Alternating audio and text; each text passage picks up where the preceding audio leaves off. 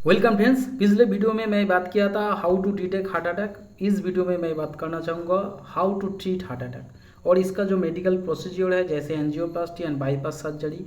कब bypass surgery करना चाहिए, कब एंजियोप्लास्टी होता है और इसमें एडवांटेज डिसएडवांटेज क्या है, इसके ऊपर डिटेल्स कंपेयर करेंगे।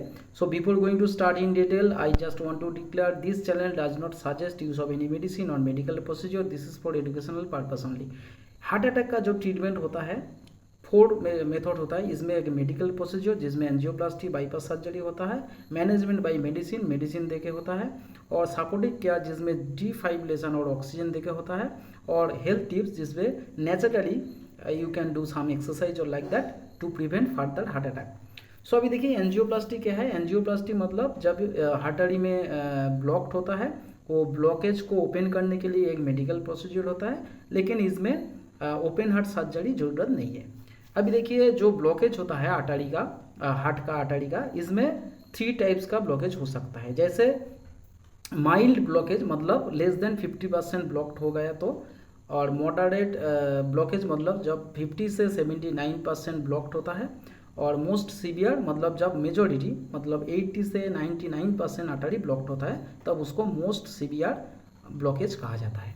अभी देखिए एंजियोप्लास्टी क्या ये ब्लॉकेज जो होता है हार्ट में पूरा क्लियर कर सकता है? Yes, it can improves blood flow, लेकिन एक इसका डिसएडवांटेज ये है, या कॉज को जो कॉज होता है ब्लॉकेज का उसको क्योर नहीं करता है। इसलिए again future chances is there and your heart में गेट ब्लॉक्ड अगेन।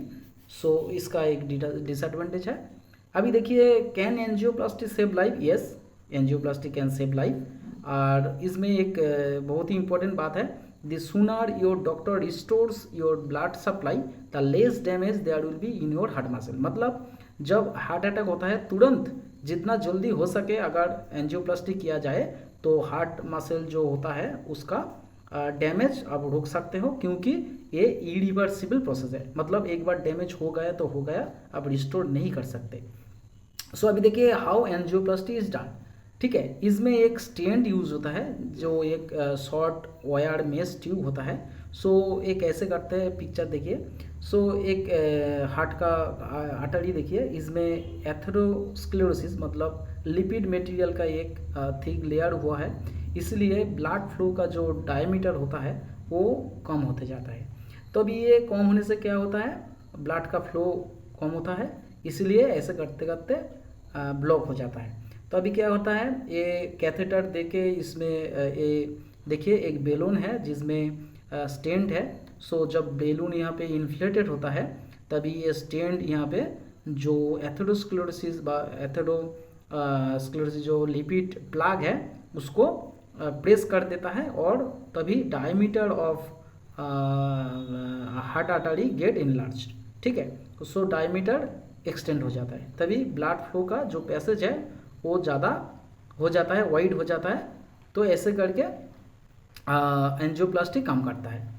अभी देखिए can I climb stairs after angioplasty? अगर आपको एंजियोप्लास्टी हुआ है कि आप स्टेयर केस में ऊपर नीच कर सकते हो? Yes, you can do, but 2-3 दिन ऐसे नहीं कर सकते हो, क्योंकि अगर आपका ग्रोइन रीजन में ऐसे करके स्टेन को कैथेटर देके इंसर्ट किया है तो आप ऊपर नीच कर नहीं सकते हो 2-3 दिन, और लिमिट करना चाहिए, ज़्यादा ऊपर नीच करने से आपका तकलीफ होगा। ठीक है, और रेस्ट कितना लेना चाहिए, 1 दिन से 2 दिन रेस्ट लेना चाहिए। ठीक है, अभी देखिए is angioplasty very painful? No, angioplasty is not that much painful, very mild operation it is angioplasty major surgery? No, it is a minor surgery and minimal invasive form of treatment, but it again depends on your age and the amount of blockage occurs in your heart. Advantage of angioplasty क्या है? अभी देखिए it increases the chances of surviving more than clot basting medicine. मतलब जो anti clotting medicine होता है उससे ज़्यादा बेहतर है एंजियोप्लास्टी, और फ्यूचर में जब जो अटैक होने के चांसेस है वो बहुत सारा रिड्यूस हो जाता है। ठीक है, सो अभी डिसएडवांटेज क्या है?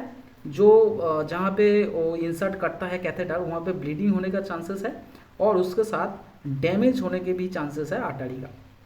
अभी देखिए डिसएडवांटेज और भी है, जैसे जो स्टेन्ड मटेरियल दिया जाता है उसमें एलर्जिक रिएक्शन हो सकता है और उसके साथ वहाँ पे स्टेन्ड में क्लॉट, ब्लड क्लॉट को करके वहाँ पे अटैच हो भी जा सकता है। और उसके साथ और भी डिसएडवांटेज है, जैसे देखिए डैमेज हो सकता है blood capillary and scar tissue formation around the stent में ऑल्सो ऑकर। अभी देखिए बाईपास सर्जरी क्या है।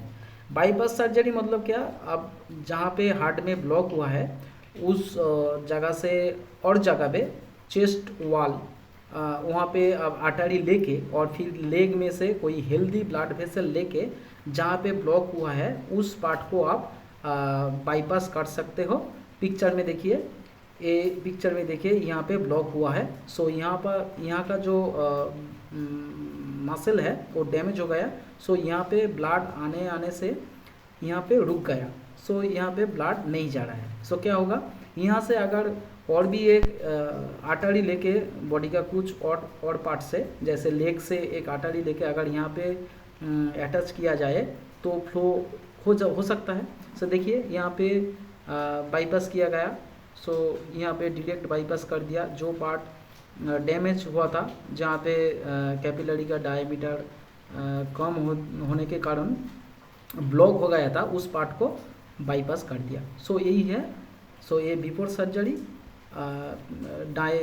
बाएं तरफ बिफोर सर्जरी एंड दाएं तरफ आफ्टर सर्जरी। सो ऐसे करके आप बाईपास कर सकते हो। So bypassing the capillary which actually get blocked. So अभी देखिए डिटेल्स कंपैरिजन बहुत इंपॉर्टेंट है।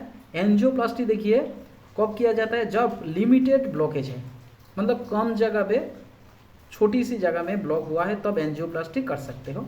और अगर मल्टीपल ब्लॉकेज हुआ, एक से ज़्यादा आर्टरी ब्लॉकेज हुआ, तब बाईपास सर्जरी करना पड़ेगा।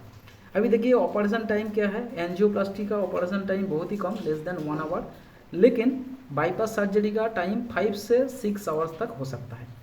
अभी देखिए एंजियोप्लास्टी एक माइनर ऑपरेशन और बाईपास सर्जरी एक मेजर ऑपरेशन, ठीक है। और एंजियोप्लास्टी में लोकल एनेस्थेसिया करने से काम चला जाता है, लेकिन बाईपास सर्जरी में जनरल एनेस्थेसिया करना पड़ता है। सो एंजियोप्लास्टी में small incision required in the region of arm, leg और रिस्ट।